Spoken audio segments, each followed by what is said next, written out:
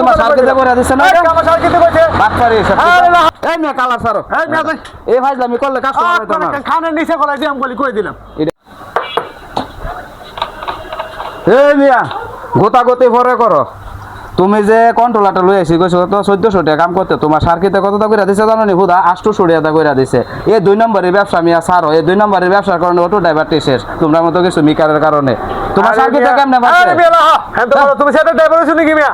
হ্যাঁ না জানি কথা বলে তারপর তুমি তোমার সার্কিটে কইরা দিছে না আমার সার্কিটে কইছে বাদ পারি সব আরে না এই কন্ট্রোলারটা মধ্যে মোগর যা আমি যা আছে ভিতরে সব পাঁচ ফাটা দিলাম বলে হ্যাঁ কি সব পাঁচ ফাটা দিতে পারছে তোমার আমার কথা হলো 5 মাস এর মধ্যে আমার কন্ট্রোল তো চলছে গাড়ি তো চলে কন্ট্রোলার চললে কি শক্তি কম পাইতা না শক্তি পাইতা না বিজু করতা না মিয়া তো বেটা কি শক্তি কম কইরা দিছে অর্ধেক কম কইরা দিছে এটা মানে কত নিছে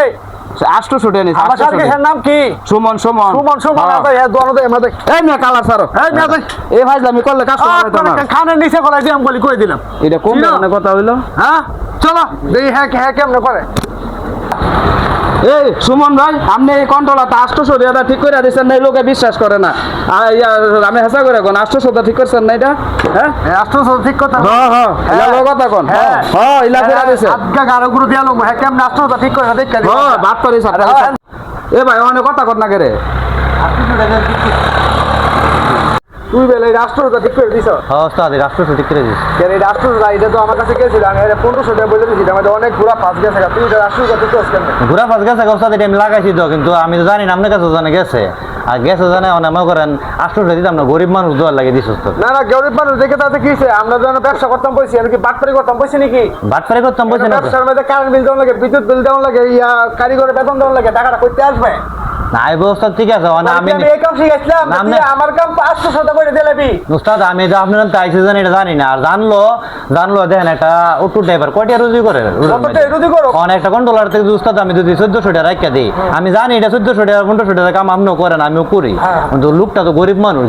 উস্তাদ ঠকাইলে আল্লাহ নারাজ হয়ে যাবো লোকটা তো গরিব মানুষ ঠিক আছে হ্যাঁ তো 1 বছর তোর কাছে একবার আইতো না 2 বছর একবার আইবো মানে আইবো জানো উস্তাদ দেন এর কারণে কিন্তু আমি আর 2টা কাস্টমার বেশি পাবো আপনিও ভাইবেন দেন গরিব মানুষ দেখিয়া বুঝিয়া যারা নাকি গাড়ির ব্যবসা করে যারা গাড়ির ব্যবসা করে হ্যাঁ আর একটু বেশি নিলে সমস্যা নাই আর হ্যাঁ তো ড্রাইভার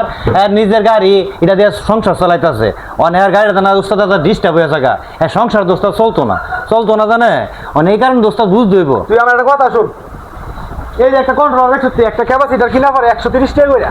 এটা তো পরে উস্তাদ পরেনি একটা ডায়োড কিনা পরে কয় টাকা এটা পরে 80 টাকা 100 টাকা কইলে তুই যদি ওই হিসাবটা কইরা গিয়েছে আমি হিসাব করছি 1500 টাকা বিল হেরা আসে আমার নতুন দিতে 2 ঘন্টা এটা তাহলে কম দিতে হইব ঠিক আছে না শোন 2 ঘন্টা আমার শ্রম দিয়েছে না তারপরে এটা আমার কাজ করতে হইব ঠিক আছে না আর তুই পুরান বক্কর চক্কর মাল দিয়ে বেটাটা কইরা দিছ বেটাটা যদি একটু ভাবে না চলে একটু ভাবে চলবে উস্তাদ এটা ইনশাআল্লাহ আপনার দোয়ায় চলবে ইনশাআল্লাহ চলবে আর যদি পাইছে যদি লাগাইছে এখন তো বড় গাড়ি বেজা লাগাই না উস্তাদ আমার একটা কথা শুনেন আপনি আমার উস্তাদ মানুষ আপনার থেকে কর্মটা শিখছি হ্যাঁ এখন শিক্ষার কোনো শেষ নাই আপনি আবার আমার থেকে কিছু শিক্ষার থাকতে পারে আর একটা জিনিস কি এত গরিব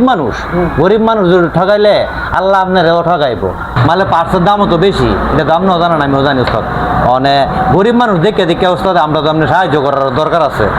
গরিব মানুষ দেখে সেটা যদি একটু কম লন হ্যাঁ হেরার মনটা খুশি হইব হেরা গিয়ে কইব যে আতশালীর কাছে গেছিলাম বা সুমনের কাছে গেছিলাম আর দামটা কমলো কাস্টমারও বাড়বো তো আল্লাহ উস্তাদ এভাবেই দিব তবে একজন তো বেশি রেখে দিলে কাস্টমার আর কম পাওয়া যাইব তাহলে কোনটা ভালো উস্তাদ গিয়ে যদি 5 জন পাড়া তাহলে এটা ভালো না উস্তাদ তখন আপনি আইসেন আপনি বহুত রাগ করে আইসেন আপনি বোন চেয়ারটার মধ্যে চাটা খান তো আমি আসলে যে লোকটা তোর কাছে পাঠাইছি আসলে আমি তোকে চেক করার জন্য পাঠাইছি যে আমি যে তোর কাজ শিখাইলাম তোর দিতে কতটুকু সততা আছে বা কি নাই এই জিনিসটা আসলে আমি চেক করার জন্য তোরে পাঠাইছি